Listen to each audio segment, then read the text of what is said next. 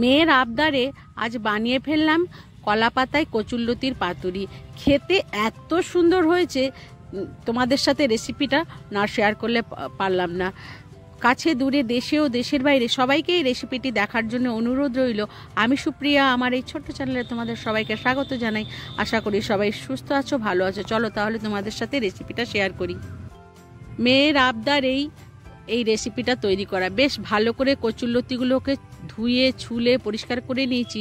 স্বাদ মতো নুন, পরিমাণ মতো হলুদ, 1 চামচ জিরে গুঁড়ো, বেশ কিছুটা পরিমাণ কাঁচা লঙ্কা ও 2টো বড় সাইজের কুচনো পেঁয়াজ দিয়ে বেশ ভালোভাবে মেখে নেব।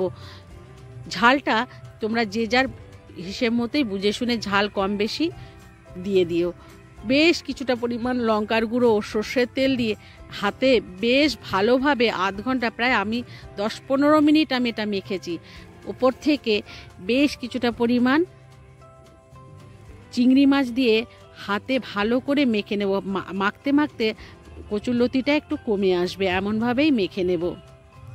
এরপর কলা পাতা ভালো করে ধুয়ে পরিষ্কার করে নিয়েছি এবং গ্যাসের ওভেনে একটু প্রথমে সেঁকে নেব। পাতুরিটাকে আমি কাঠের উনুনেই বসাবো, কিন্তু সব কিছু রেডি করে নিয়ে কাঠের উনুনে বসাবো। পাতার ওপরে সামান্য সর্ষের তেল বুলিয়ে নেব। কলা পাতাটাকে নরম করে নিয়েছি। এরপর মেখে রাখা কচুরলতি দিয়ে দেব। বেশ ভালো করে গুছিয়ে সাজিয়ে কলা পাতার মধ্যে দিয়ে দেবো। যারা নতুন বন্ধু আছে ইউটিউব থেকে দেখছো, তারা আমার চ্যানেলটিকে সাবস্ক্রাইব করে নিও।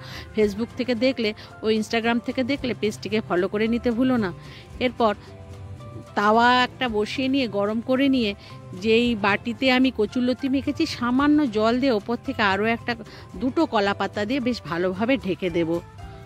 আমি যেভাবে এই কচুরলতি রান্না করছি, বাড়িতে একবার বেশ ঝালঝাল করে একটু রান্না করে খেয়ে দেখো, দারুণ লাগবে। বারবার খেতে ইচ্ছে করবে এই রেসিপি, কথা দিলাম। রান্নাটি ভালো লাগলে লাইক, শেয়ার ও কমেন্ট করতে ভুলো না, এবং কে কোথা থেকে দেখছো সেটা জানাতেও ভুলো না। মাঝে মাঝেই আমি এরপর 1 পিসটা হয়ে গেছে, একটা থালার মধ্যে নামিয়ে নিয়ে ওপর আবারও উল্টে দেব। দিয়ে আবারও একটুখানি সাইড থেকে চলে এসেছে, একটু ছান্তা দিয়ে আমি একটু সাজিয়ে দিয়ে আবারও ঢাকা দিয়ে রেখে দেব। বেশ কিছুক্ষণ পর খুলে নিয়ে পাতাটাকে দেখো, একদম রসটা টেনে এসেছে এবং উপর গায়ের থেকে তেল বেরিয়ে এসছে। এরপর ছান্তা দিয়ে বেশ ভালো করে একটুখানি আস্তে আস্তে ওপর নিচ করে নেব। এটা যদি লোহার কড়াইতেও তোমরা বসাতে পারো তাহলেও হবে। থেকে বেশ কিছুটা পরিমাণ সর্ষের তেল দিয়ে ছান্তা দিয়ে একটুখানি ওপর নিচ করে দেবো, আস্তে আস্তে করে দেব।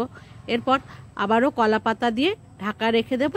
একদম খাবার সময় নামাবো, তাওয়াটা গরম থাকবে, সেই সময় নামিয়ে গরম গরম পরিবেশন করে দেবো। আমি যেভাবে রান্নাটা করলাম, একবার বাড়িতে এইভাবে রান্না করে খেয়ে দেখো। কিন্তু নামিয়ে এরপর আমি নিজে আগে খেয়ে দেখবো কেমন হয়েছে।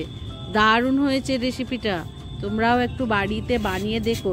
সবাই সুস্থ থাকো, ভালো থাকো। পরবর্তী রেসিপি দেখার জন্য আমন্ত্রণ রইল। এই গরমে হালকা খাও।